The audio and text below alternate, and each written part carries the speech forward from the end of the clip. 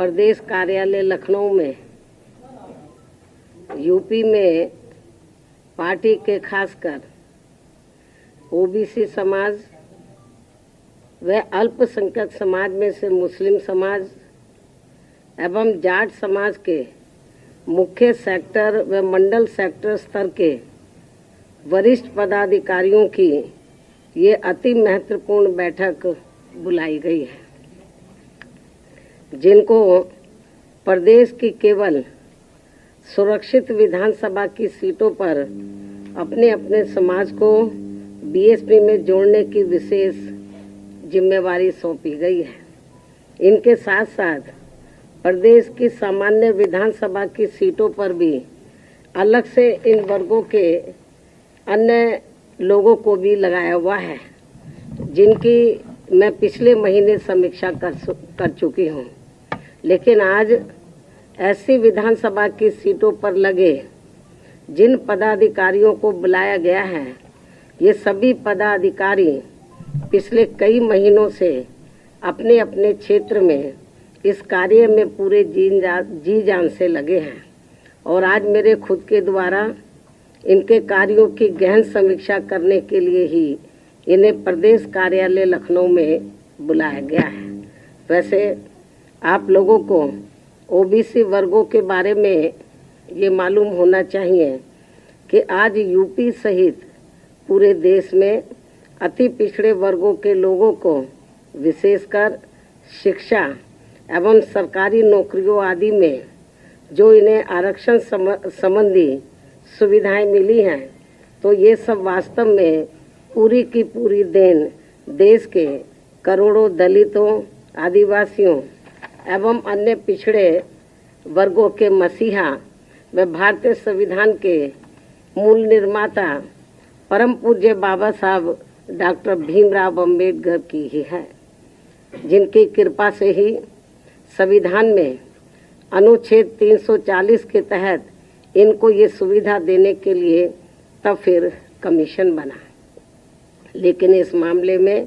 अति दुख की बात ये भी रही है कि केंद्र में रही आज़ादी के बाद लंबे अरसे तक केंद्र में रही कांग्रेसी सरकार के समय में ही मंडल कमीशन की रिपोर्ट आने के बावजूद भी इस पार्टी की सरकार ने इसे लागू नहीं किया था, जिसे फिर बीएसपी ने ही अपने अथक प्रयासों से केंद्र में रही श्री बीपी सिंह की सरकार से लागू करवाया था और तब फिर जाकर देश में ओबीसी वर्गों के लोगों को दलितों व आदिवासियों की तरह इन्हें भी काफ़ी कुछ ये आरक्षण की सुविधा मिली है, जिससे अब केंद्र व राज्यों की भी जातिवादी सरकारें इनके आरक्षण को आए दिन नए नए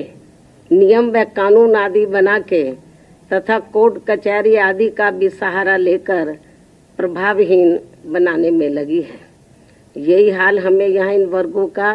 यूपी में भी देखने के लिए मिल रहा है। इसके साथ साथ पूरे देश में दलितों, आदिवासियों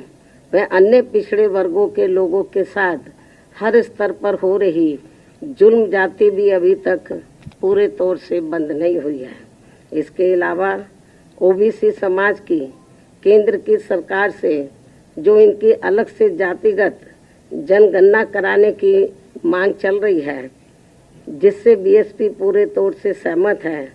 उसे भी अब केंद्र सरकार द्वारा जातिवादी मानसिकता के तहत चलकर नज़रअंदाज किया जा रहा है। इसी प्रकार यूपी में वर्तमान में चल रही भाजपा सरकार में हमें धार्मिक अल्पसंख्यक समाज में से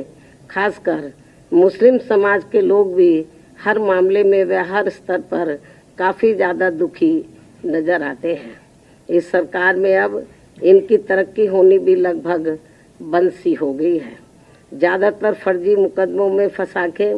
इनका काफ़ी उत्पीड़न भी किया जा रहा है।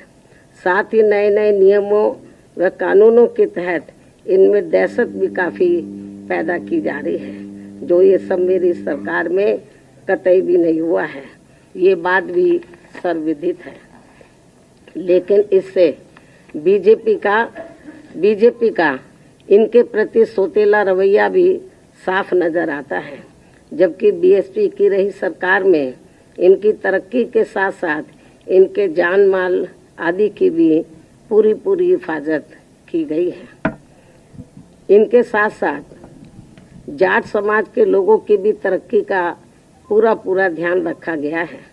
इसी प्रकार आगे भी